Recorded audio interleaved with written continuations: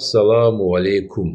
Allahın rəhməti, bərəkəti, məğfirəti, hidayəti sizin üzərinizə olsun. Evinizdən huzur, bərəkət əksik olmasın.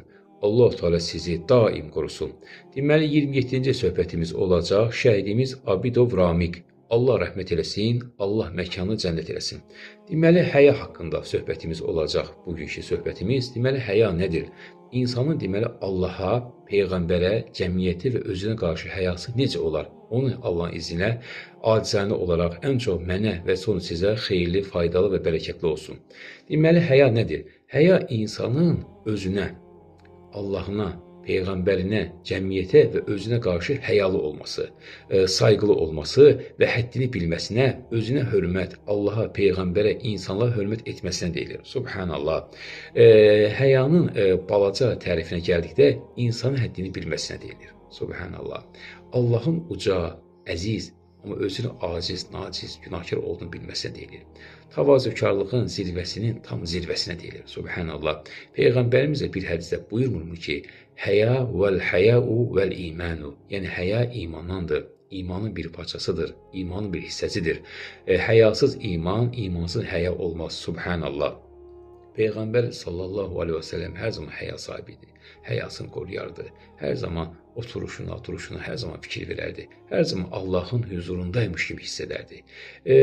Şimdi söyləyəlim Allahın izinə. Həya, insanın Allaha qarşı həyası necə olar? Peyğəmbərə qarşı, insanlara qarşı və özünə qarşı həyası necə olar? Onu izah etmək istəyirəm sizə. İnsanın birinci Allaha qarşı həyası, insanın günah etməməsinə deyilir. Subhanallah. İnsan günah necə edə bilər ki? Allah huzurunda, Allahın verdiyi ruzundan yeyər, Allahın mülkündə oturar və günah edər. Subhanallah. Həya sahibi bunları fikirləşər və günah etməz. Subhanallah. Bilər ki, Allah huzurundadır. Allahu Akbar. İkincisi, Peyğəmbərə qarşı.